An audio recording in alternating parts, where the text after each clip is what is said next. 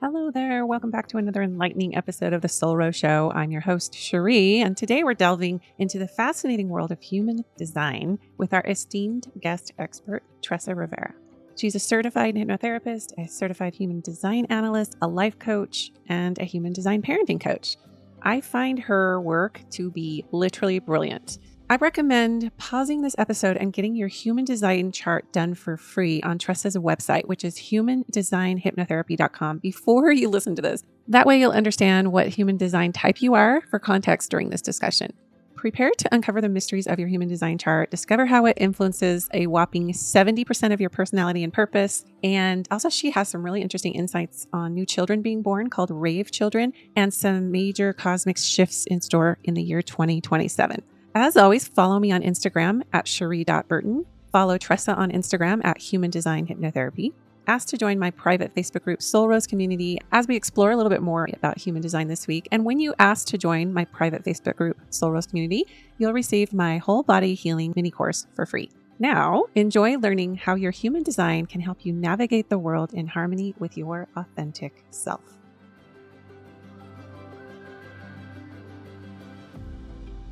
Welcome. I've been following your Instagram for a while. I think I told you my sister was like, you should check out this lady. She has, and it's so fun. I love your personality. I love how real you are with it. And you've given me insight into my own human design just by some of your stationary posts that list for each of the design types. It's been really validating for me that you've couched it and framed it in ways that I haven't heard my human design in other ways. So why don't you share with us, Tresa, just how this path found you with human design and also your hypnotherapy practice and a little bit about your story and background there. Yeah, absolutely. Well, thank you so much. First of all, when I found human design, I adore my teacher, the man who gave me my initial reading, but it really felt like I was listening to a foreign language. It was like, okay, Yoda, like tell me, right? Like, and he's brilliant. But when I decided to go to human design school, it was one of those things where I'm kind of hell-bent on making it human design for dummies. I want people to be able to practically apply this and to be able to understand it in their own lives. And so I love it when people say, I learned something new on your page. It's one of those things that lights me up so much. Oh, it's a great page and it's very unique. It's very niched in. Yeah, I love it. You. Yeah. So I'm a certified hypnotherapist. I got my hypnotherapy certification with the American Board of Hypnotherapy, 5 years ago, 6 years ago. Anyway, it was probably 5 years ago because I've been in human design school for 4 years. So shortly after I started my hypnotherapy business, my sister came home from a retreat one day and said, I found this great thing called human design. See, I found human design from my sister too. Yeah, sisters. Yay, yeah. They And want to fix us. It's why they want to fix us. it's true. I need fixing. And so I was like, I don't know what you're talking about. You're using all of these words. It's going over my head. Just give me the guy's phone number that read your chart. I'll call him. And we sat down the next day, and I had never felt so seen. Mm. Who was this guy, who lives across the country, who's never met me before, that is speaking secrets to my soul that my husband doesn't even know about me. I've been ashamed to admit to anybody else about myself. And within my first human design chart reading, I knew two things. I knew that it was one of the most profound experiences I've ever had. And I knew I needed to understand why. Why was it so accurate? And so a week later, I called the guy up and was like, okay, I need you to read my husband's chart. And then a week later, I called him up and was like, read my kids' charts. And then I told him I had 4 chart readings. And after a month, I said, I think I need to go to human design school. And he looked at my chart and said, no, you're a single definition splenic manifestor. You're going to be bored. You're a really fast learner. I have the whole channel of talent. He said, let me teach you. So I've had a private teacher. I've been in human design school for 4 years. And I am now a trained analyst. And I am to that level where I do, Now you're Yoda. Now you're the Yoda. I try to be a modern aged Yoda, though. I try as I might not be as poetic as my teacher, but I really do my best to say things in a logical way. But I didn't stop doing hypnotherapy. What I realized is that everything I learned about human design can actually impact my hypnotherapy in a way that gives me very curated and specific tools in order here to not just work with somebody, but to help them grow into a version of them they didn't even realize they could be. Mm. That's fantastic. I mentioned to you that I'm studying Gene Keys, which is kind of an offshoot of human design with Richard Red. And I'm diving deep into kind of that mystery school associated with that. They're very much symbiotic, Gene Keys and human design. And I mean, we could do thousands of hours of training on both of those. But I agree with you. When these things find you, it's how you're built. Like you can take a personality test, like Strengths Finder, or some of those like where it's question, like it's multiple choice, let's just say, and then you can get kind of a reading from that. But human design and Jinkies, they're based on you, like your template, your birth details, your astrological profile based on the I Ching and all the ancient technology that was really lost. That's now, I guess, making a resurgence. And I think that's why people are so fascinated with it. And it's finding so many people because this is an ancient technology that the Chinese knew about, like, what, 5,000 years ago. And Yeah. it's coming and making a comeback because people are wanting to know, like, what's going on in the earth? What's going on with me? Why am I here? What are my gifts? How can I express? Are my shadows? What are my pitfalls? So, how would you explain human design, just kind of in a nutshell for people? Maybe this is their first exposure to it, and they want to kind of know an overall like definition of it. Yes, one of my favorite things to lay out. And so the human design system takes four very separate, very ancient systems, the Chinese I Ching being one of them. It also takes our chakra system, it takes aspects of the Jewish Kabbalah, and it takes aspects of astrology. And it gives us this in-depth, detailed, and you mentioned the I Ching. I think what a lot of people don't understand about the Chinese I Ching is that it is an ancient genetic coding system. Hmm. Not only that, but the binary between masculine and feminine, yin and yang, solid and broken, one and two. The whole binary of our genetic coding system stems from the Chinese I Ching. And it has like 64 codons or something that are expressed in the human genome sequence, right? That's right. So if you were to look at the hexagrams of the I Ching, there's 64 of them. It is a mirror image, exact mathematical match to the 64 codons in our DNA. Now we have hundreds of different genetic potentials, but we only have 64 codons, and those codons are the building blocks of all of our DNA. And so when I sit down and have a reading with people, I really try to help them understand that human design is not a personality typing system. It's just your design, your actual That's design, right. right? It's a genetic coding system, and your personality is a byproduct of what's in your actual DNA. And where does your DNA come from? Right? Comes Mm. from your mom and your dad and your ancestors and all of those things. But every time mom and dad have a little baby, right? Mutation occurs. And Mm. everything about human design is about the fact that we have been evolving and mutating as humans for thousands of years. And we are in the midst of not just a genetic mutation, right, Gene Keys, but an actual spiritual evolution, an Yeah. emotional and spiritual evolution around all of that. So fascinating. I actually have chills when you said that because it's like spirit DNA too, right? Like our soul has been evolving and that's manifesting also in our, would you say that that's manifesting in our human design as well, like the path of our soul? Or is it just this lifetime? 100%. And it's evolving as quickly as these physical bodies can. Because as these physical bodies, right there, the house, which is the body, needs to be at a certain vibrational level in order Mhm. for the evolved soul to sit within the house. And this is a lot of the work that we're doing now. As a matter of fact, when I look at your chart and I see that you're quad right, one of those things that I know is that you are one of those more evolved spiritual beings who came here to spearhead the whole evolution, because everywhere we're headed towards after the year 2027 has to do with that right energy, Mm. that let go, let God, that divine Then how feminine. come I haven't mastered that yet, Tressa? because because you live in a world Mm. filled with leftness. You live in a world with one foot in the hard, heavy, masculine, focused, strategic world. Which I have to say has been a huge part of my wound, that patriarchal wound, right? Of that. So when you say 2027, that just kind of woo, I just had a little, what do you mean by that? What's going to go on? And I've heard a few things that what's going to happen over the next couple of years are prepping us for something bigger. So that's interesting you say that 2027. Yeah, well, first of all, from a day-to-day standpoint, it's not like a wrecking ball is going to come across, or it's not like there's a big event that's going to happen in 2027. That's not what it is. What's happening is astrologically, our global incarnation cross is shifting. So we have some big astrological transits that are coming around in the year 2027.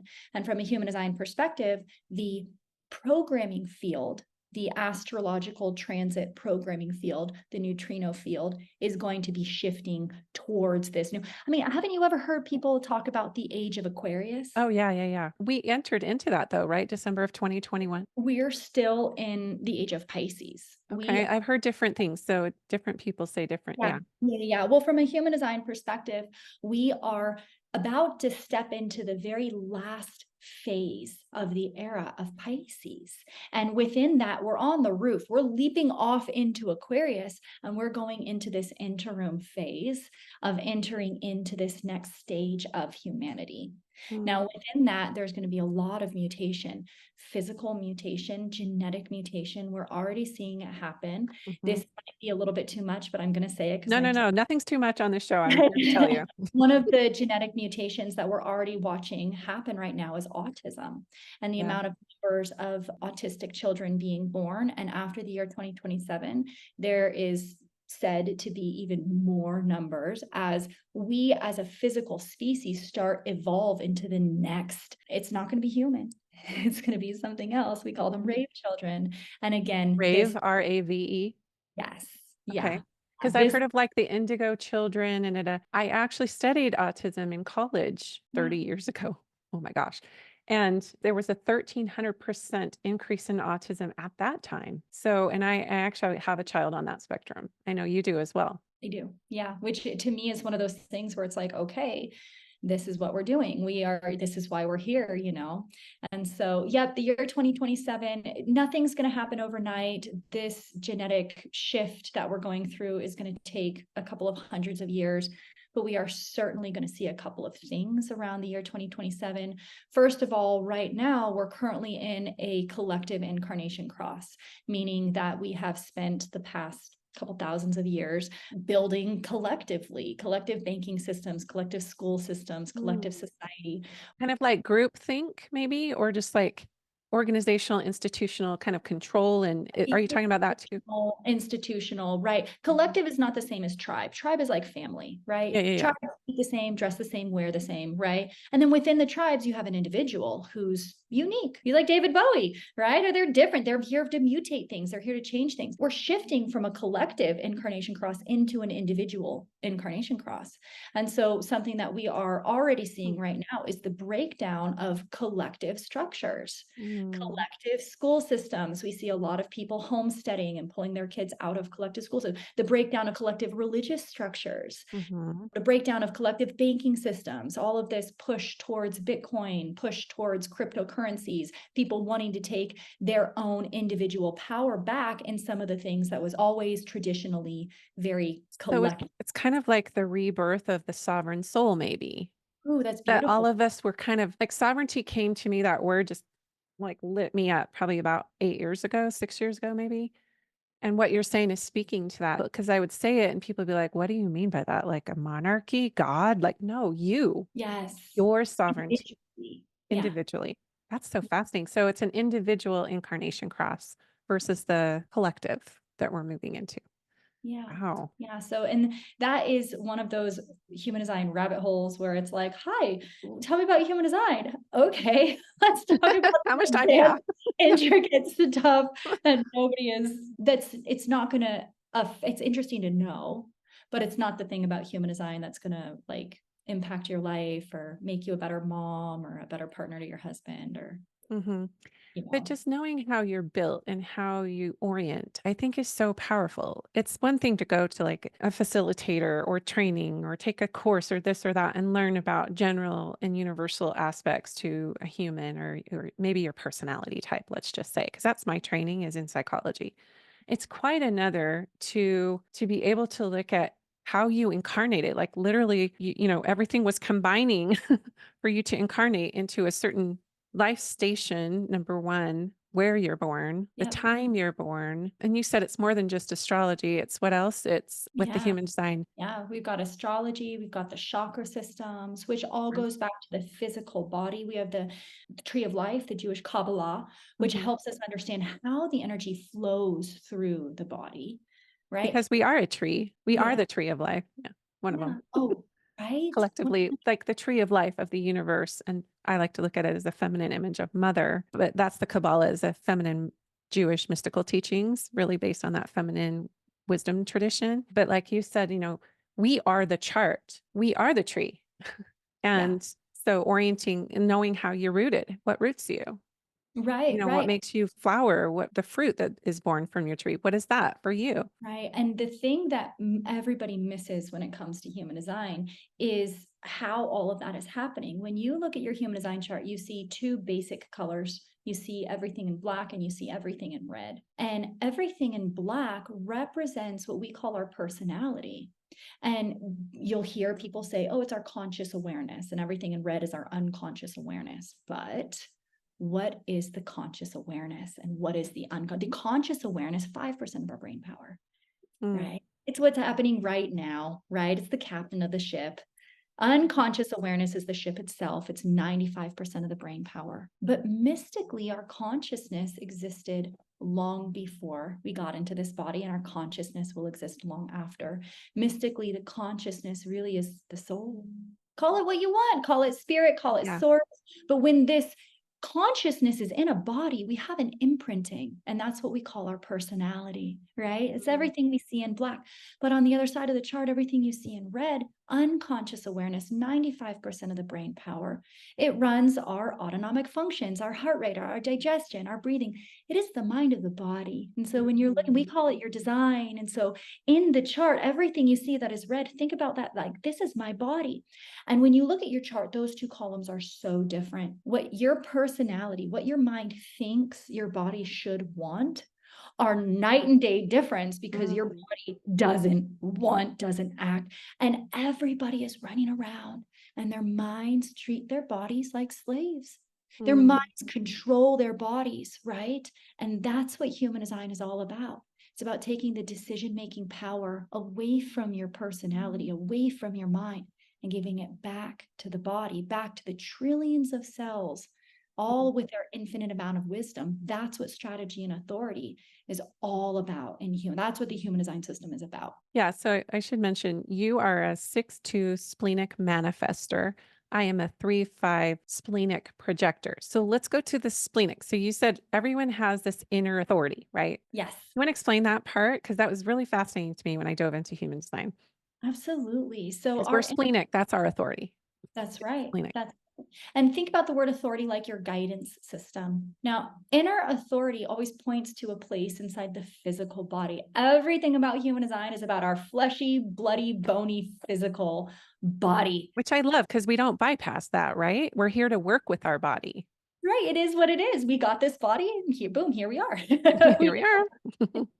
Or being dysfunctional. Or So disassociate from your body and then you're really not here.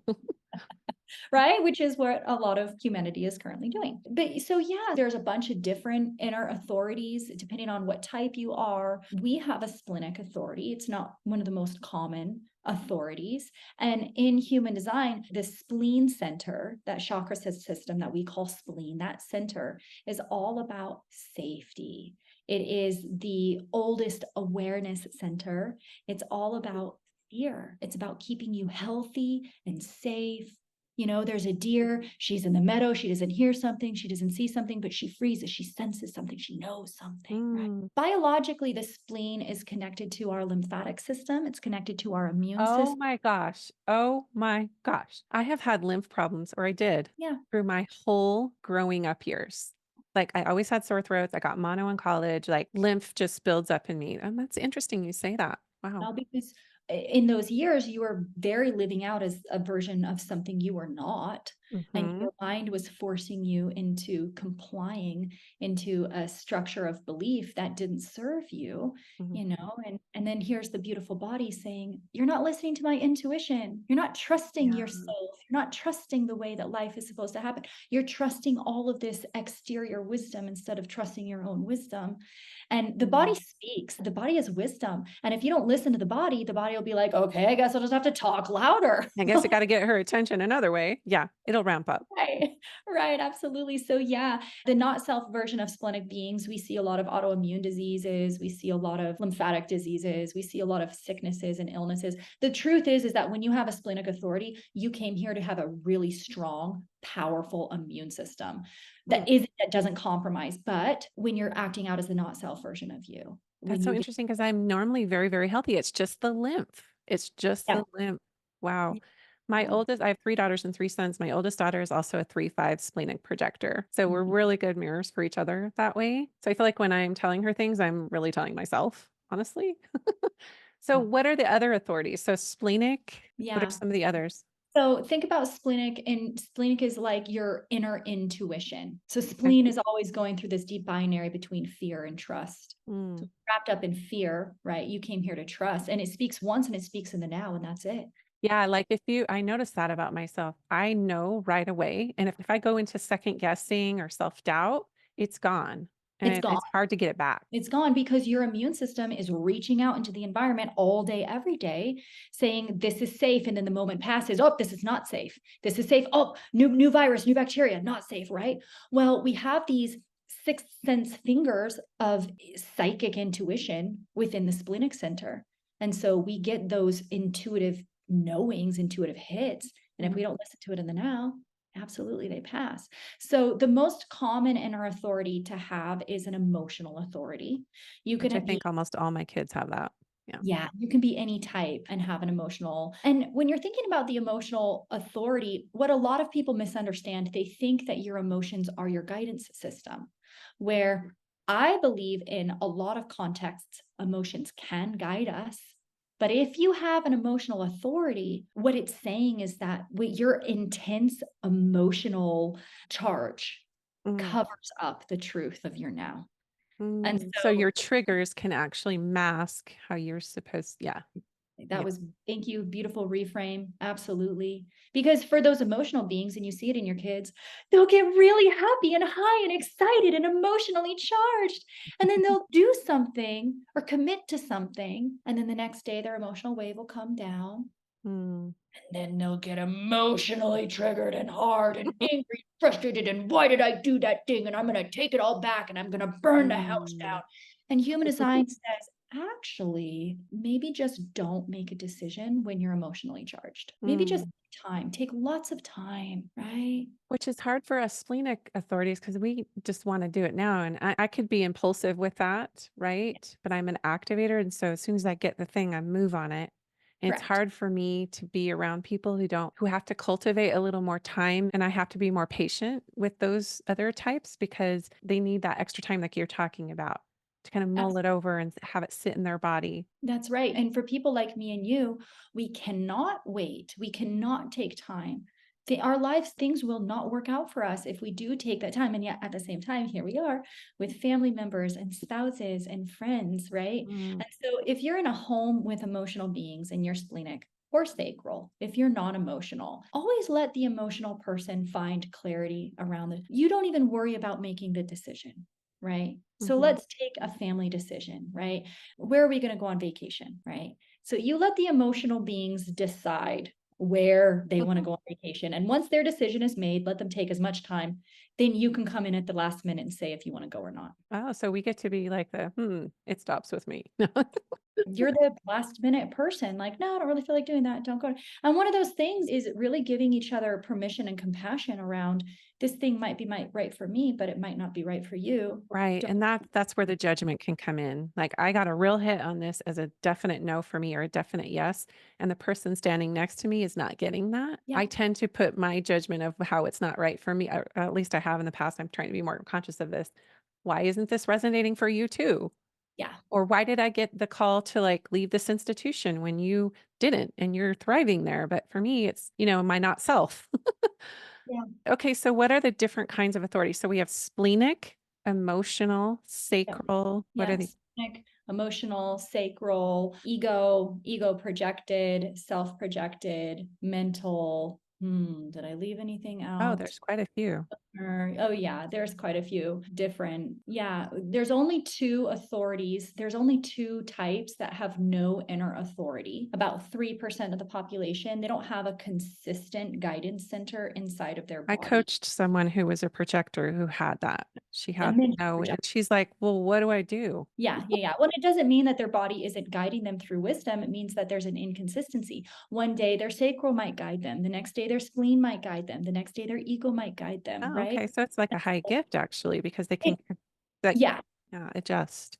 it can be, but for them, they really need, it's all about environments for them. So they need sounding boards. They need to bounce ideas off of things. And when they're in an environment that feels good, it means that the people in that environment are going to be good for them. And then they can go ahead and use them as a sounding board, And if they're right? not in the right environment, it will have obviously the opposite effect on their health and vitality. So we have authority. And then let's talk about the numbers. So you're a 6'2", I'm a 3'5". How many? There's 6 numbers altogether. Is that right? No, there's 12. There's 6 numbers and then there's 12 different profiles. Yeah. Okay. So when we're looking at human design, the biggest stuff to understand, first of all, is type. Second of all, strategy and authority. Strategy comes from type. And then each type has a strategy and authority. So your strategy is like your game plan. What are you going to do? What are you going to do? But your strategy comes from your type. And then each type with their strategy and authority has a profile. And that profile is like your outfit. It's like a theme that follows you from your whole life. And you can have it, those profiles are interchangeable.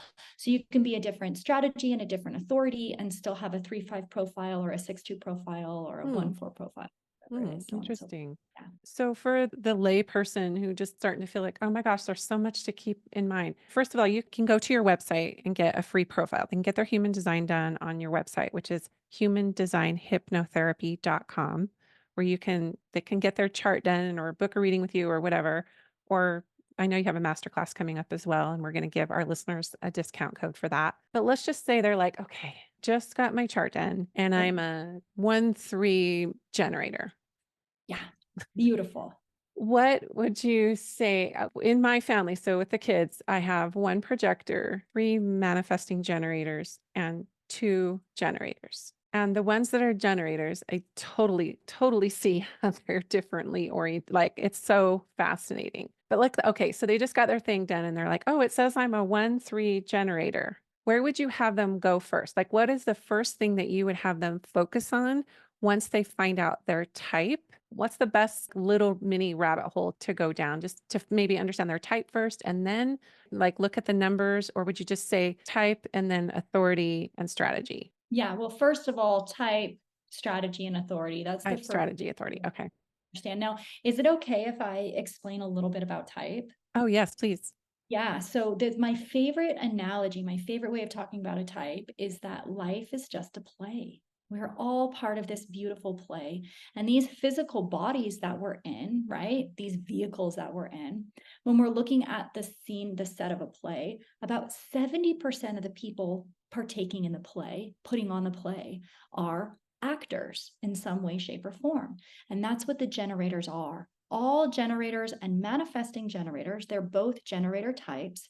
They're the stars of the show. They've got all of this sacral energy. They're the builders of our world. They're the birthers of the babies, even though, I any told type. you my sister's the one that told me human design. She's a generator. She's fitting all Yeah. these pretty well that you're saying.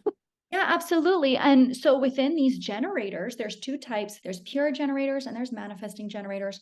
Both are generator types. They came here to respond. They came here to do what they want, and when they do, all of their energy flows and, they can really build this amazing world. Well, pure generators, think about them like traditional script readers. They go step by step, They're, they go operate a little bit slower, but they're very focused. They do one thing at a time. And then manifesting generators are kind of like the improv actors. So they're kind of all over the place. They work a little That's bit. my husband, pretty much. Yeah. And then he'll topple back around. He'll like miss a bunch of stuff and then circle back around, right? Both have defined sacrals. Both came here to respond. Both are generator types. They're the builders of our world. Now, about 20% of the population are projectors. And the projectors are the directors of the play. So all projectors see things that other types don't see. They sit a little bit higher up on their director chair, right? They got a really good view of humanity. They're really sensitive. You can really get good reads on people. And you came here to lead and guide humanity, but you need them to come to you. Because everything that we're about right now is headed towards the divine feminine. And in the divine feminine, there is no force or control. So projectors cannot walk up to somebody and give them advice. If you do, it's going to feel annoying or invasive. It's like too much, too fast. Like you're just, yeah. So there's another one too. It's the rarest one. Yeah, well, so about 9% of the population are manifestors, and that's what I am. We are like the writers of the play. We're the initiators of the show. We're like, the lone wolves in the corner. I'm going to come up with this brand new script and I'm going to give it to the projectors and they're going to guide and lead the generators into doing the right. Manifestors are like the white balls on the pool table. So nobody really takes action until the manifestor does something and then the generators respond and then the projectors guide and lead the generators in response. And finally, 1% of the population, we have reflectors. And think about the reflector like the audience. They're like the critically acclaimed movie critic. They came here to tell us if our play sucks or if we're doing want those people around me. Just kidding. No, but they probably like reflect back what's going on like in their body, right? 100%. They sample, they highlight, and they will reflect back. And so if you're hanging out with a reflector and you just really don't like them, well, there are aspects of you that you don't realize. They're just triggering what's in you that you don't like about yourself. That's right. They're very wise. They're very intuitive. They're all very psychic. They're, and no matter what type you are, you can be conditioned to be the exact opposite of who you came to be. Right. So many Totally. people. And I think that was me, to be honest, for the first half of my life. I was trying to conform more to that, let's just say, emotional authority generator family that was what was held up. And my intuition was not honored, especially my feminine side. Yeah. And I could feel it in my body. Like somebody would teach a concept, and I'm talking about my religion of origin, right? Because that was my whole entire worldview and everything I was immersed in my family and my culture and my everything. So somebody would teach a concept and I would get, like, for instance, when I was 9 years old, I heard about polygamy, which is an early Mormon practice that they did. And a lot of people know Mormons practice polygamy in the early days. And I first heard about it when I was 9. And I only experienced it as an energetic gut punch, like someone literally hauled off and punched or kicked me in my midsection.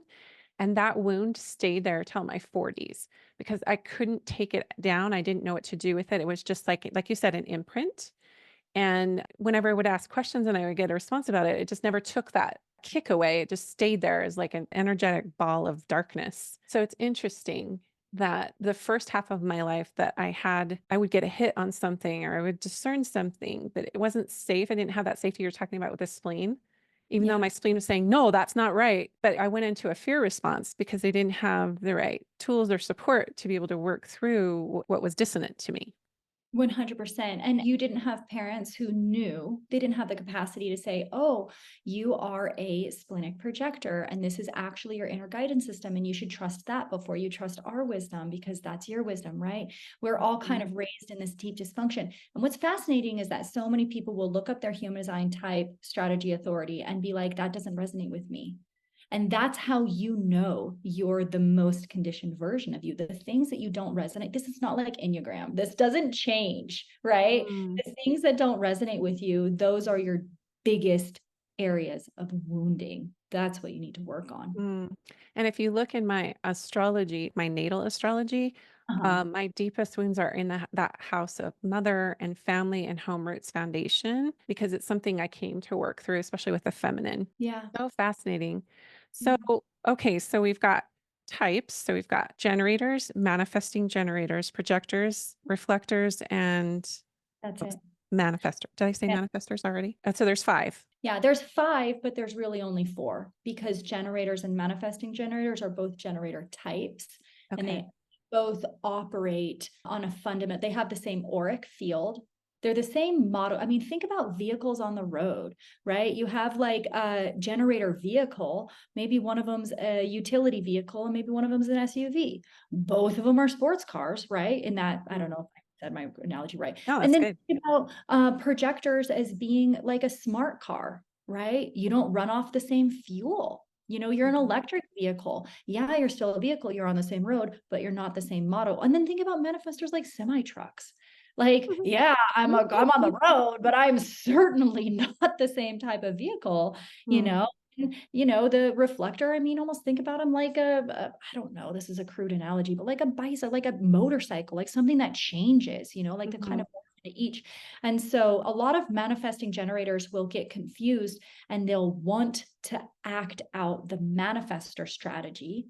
And Mm. that is the most detrimental thing a manifesting generator can do because now they're further conditioning themselves into something they're What is not. the strategy of a manifester? Manifestors are the only type that need nothing and no one to take action. And as a matter of fact, our whole society is built upon manifestor conditioning. And Mm. manifestor conditioning says if you want something, you got to go out and get it. Mm. You got to initiate action. You got to make it happen, The right? go, Grab go, go, crush it, hustle culture stuff. those. If me as a manifester, I cannot sit around and wait like you as a nothing ever Trust happens. me, it's not easy for me to sit around and wait, but you can't do it or it won't I work for can't you. do it. It Yeah. doesn't work for me if I do it. And part of the reason why it's not easy for you is because you were taught at a young age that you were me, that you're Mm. supposed to work like a generator, labor hard like a generator, not you, and initiate like a manifestor. Neither one of Yeah. those things are you. So interesting because I have been able to manifest quite a bit in my life, but I was getting burned out and I was feeling unsafe in some of the models that I was given of what to do, like business, school, church, everything, like because I would get depleted very easily, Yeah, exhausted. Mhm. yeah. You don't have the same energy systems. I do have a defined root, and I want us to talk about the defined centers. I was told that because I have a defined root as a projector, I have a little bit more energy or something, or I have almost like a generator, a little bit. You have a reservoir of energy. It is not like a It's generator. not like a generator. Okay. So What's the it like then? Yeah, so like what makes a generator, so we have a couple of different motors in the body and think about these motors like pockets, like purses. They hold energy, they store energy.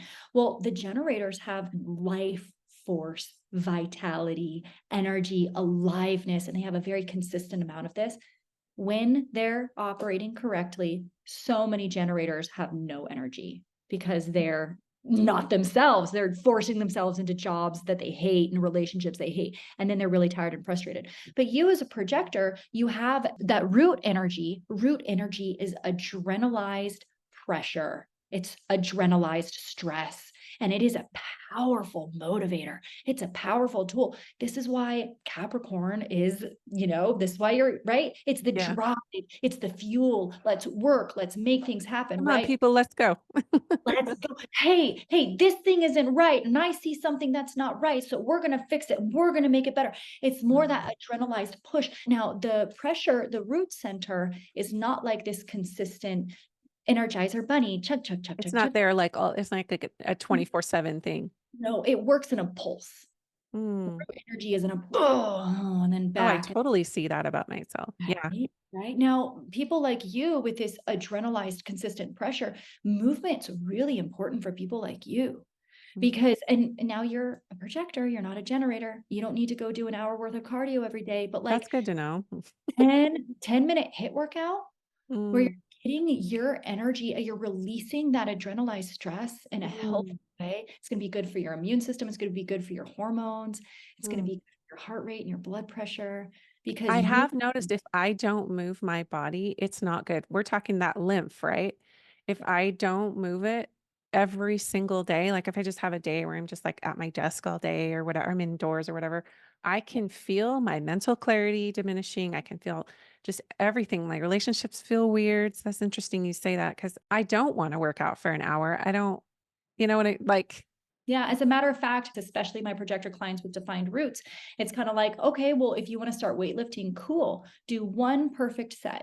Do Mhm. one perfect set of each exercise and then be done. You don't need to be doing Nice. 3 sets of 12 Oh reps my of it. gosh. Oh my gosh. You just changed my entire life. I'm not You kidding. don't. You will build more muscle if the less is more for you. Mhm. Movement is important, but less is more. That's smart. That's so good to know because I can feel me just like, yeah, the programming is real around like, this is how you should exercise and this is what you should. And I just let go of all of it and stopped for a long time. And now I'm coming back into this regulated space because I'm more interested in restorative principles, like restorative practices, because I do in my gene keys, I have the shadow of exhaustion for my work in the world.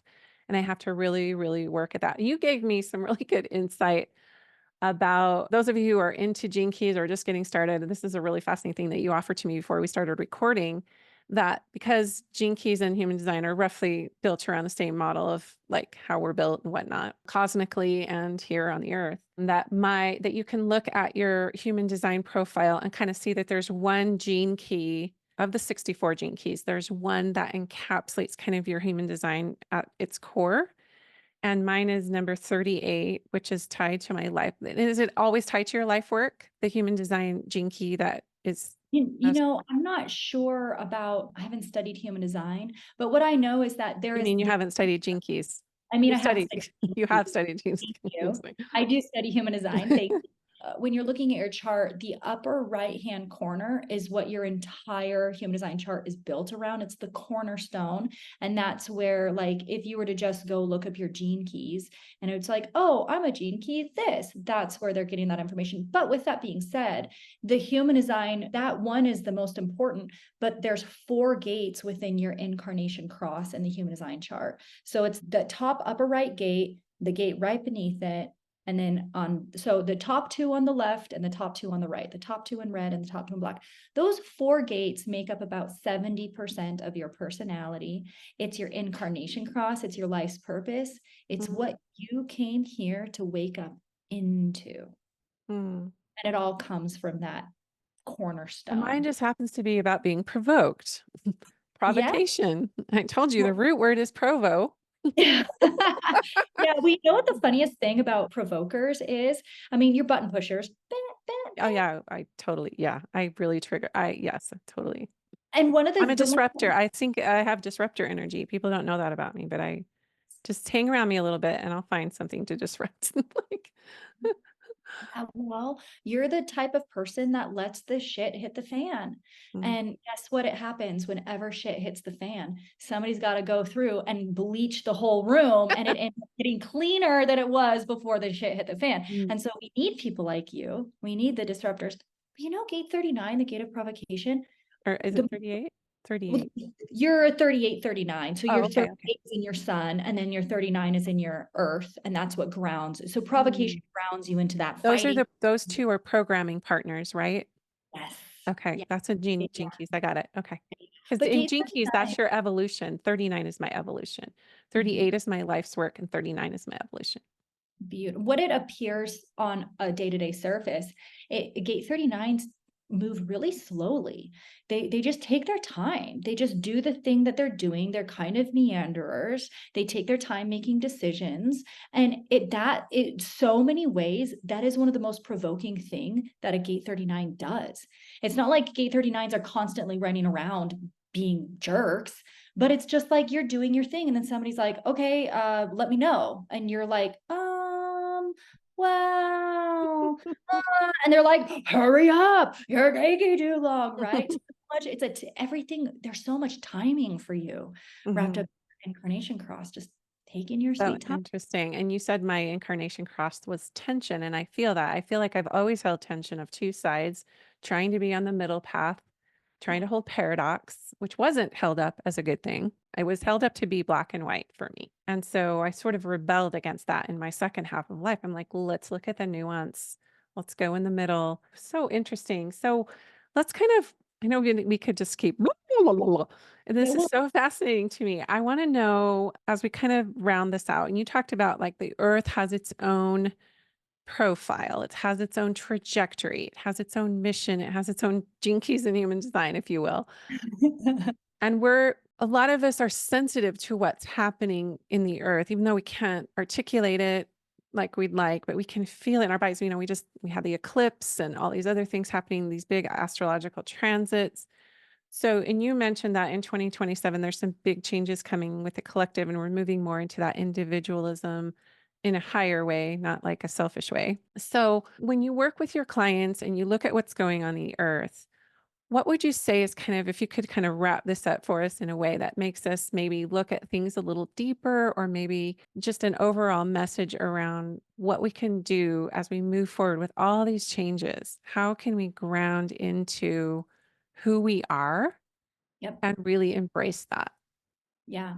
Well, it's beautiful. I mean, I was born in 87. I'm not going to tell the world, Oh my gosh, that's the year I graduated from high school. I could have had Okay. you my senior year and be your mom. Well, I mean, I see this. I know that you see this more emphatically than I see this because you had, another decade or and a half, right, before I even entered into this world. The energy on our planet is shifting. Life when you were in high school is not the same life as it Mhm, was hard, it was mean, it was mhm. dense, it was heavy, it was Yeah, cruel, yeah. I right? still have high school dreams. Yeah. Oh my gosh.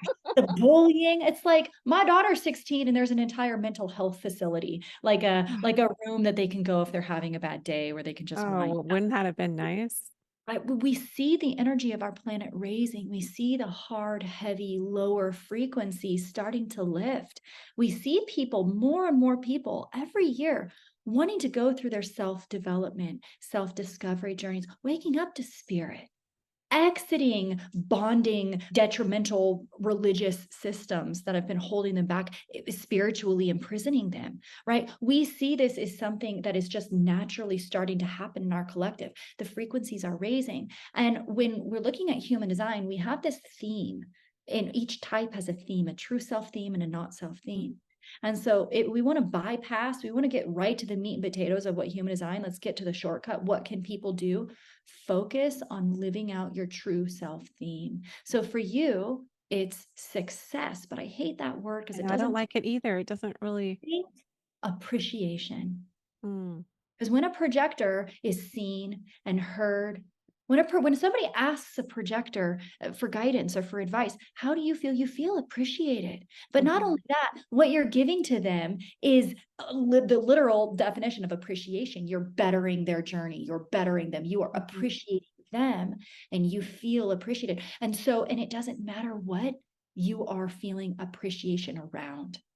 If mhm, you were to just wake up in the morning and look around your house and think about all of the things you appreciate, you would put your body, your aura, your frequency in a place of appreciation. And the powerful law of attraction can do what it does and pull to you all sorts of other things that make you feel appreciated. And I this is how love that. you use the magnetic aura to bring people in. Okay. Yeah, it reminds me of that saying, "What you appreciate appreciates." And for you as a projector, take that word success and think appreciation. And now your body is speaking to you through chemistry. It's going to tell you when you feel bitter, it's the same feeling as unseen, unheard, unwanted, Mm, rejected, left out, sad. All of mhm. those words are synonyms Basically for just bitter. encapsulated my childhood. I had a beautiful childhood, but I don't think I was really seen for my gifts and for who I am, and that is most of us. That's most of us, right? Well, Like, projector children have more childhood wounding than any other type, hmm, because you needed more one-on-one attention. Your need to be seen and heard and recognized hence is this podcast. So projector children, they just need a little bit extra of that appreciation and attention and recognition for being seen and heard for who they are and what they are. And what if a projector child is in a, how do you do this when you're a child that your parents aren't, seeing and like you're in a culture or a system that doesn't honor your projectorness. You just have to wait till you get older, I guess, and just kind of Right. That's exactly right. Then a couple things happen. First of all, you inherently believe that your worth and value is not important. You know what that's like. You're a little projector child. You see things the grownups don't see. You know things the grownups don't know. You try to share your wisdom. You try to share your advice. You get shoved down. You get put in the corner alone. Everything you are has to do with guiding the other. If you're alone, there is no other. You can't do your fundamental job as a human. Mm-hmm. This is some serious wounding. And then what will happen is the projector will grow up, unconsciously believe that that's what love is, and start attracting partners into their life that don't see them, don't hear them, don't recognize them, because they believe that that's what love is. Ugh, We that's get into deep and profound because I did have relationships like that. Oh my gosh, dysfunctional. Tressa, you are just a wealth of like, I feel like I could just sit at your feet and just like ask you a ton of questions and like learn so much. But why don't you reiterate to our listeners where they can find you, what you're offering right now, and yeah, how they can dive into this without overwhelm, really? Absolutely. The best way to dive into human design without overwhelm is to have your chart read by a professional chart reader, a professional human design analyst, somebody who, has not studied human design in Google, somebody who's actually studied the deeper mechanics of human Yes. design, who can give you the meat and potatoes of who you are. And then within all of that, I'm very passionate about emotional health, mental health, psychological aspect. That's why I became a hypnotherapist in the first place. And so when you step into human design, you're going to find all sorts of deep emotional wounds, repressed negative emotions, limiting beliefs. And I use hypnotherapy to help heal a lot of that so that you can move through your human design experiment and deconditioning process a lot easier, supported, and all these things. So I do one-on-one I know chart. you have a like kind of a waiting list right now, or you're like booked a couple months out. So, but just listeners, it's worth it. I haven't had a reading from you other than this conversation today, but it is so, I did have my chart read by a professional and it made all of the difference because I was trying to figure it out on my own and it just didn't, it wasn't computing in my psyche. Absolutely. And a lot of people use a lot of words that are complicated, and having somebody break it down. So I do one-on-one readings. I do hypnotherapy sessions. Like, let's just clean it up. Let's heal. You Mm. don't need to be dealing with it anymore. And right now I'm actually starting to put together masterclass courses where I'm teaching. And so if you don't want to wait, if you want to hop onto my masterclasses, or if you want to go to my website and download videos so that you can just start learning on your own, we've got also, and I have self-guided hypnosis recordings. So if you want Oh, to nice. per Nice. type. So if And you they want to, can get a free test for their human design right on your website as well. So that's humandesignhypnotherapy.com. absolutely. Yeah. Yep. Thank you so much, Tressa. This was fascinating. It was so great to chat with you. Thank you for having me on. Hey, it's Cherie here. Have you gotten my free whole body healing kit mini course? All you have to do is ask to join our private Facebook group, Soul Rose Community, and we'll send it right to your inbox. And I want you to know that I am so grateful for every single one of you who listens to these episodes. You can follow me on Instagram at Cherie.Burton to deepen into the discussion that you heard today. And I would be ever so grateful if you would leave this podcast a positive review on Apple Podcasts. This allows many more people to find these kinds of healing and empowerment gems that we bring forward in our discussions. And if you want to see our faces, check out my Soul Rose Show YouTube channel. Have a glorious week, and we'll talk to you next time on the Soul Rose Show.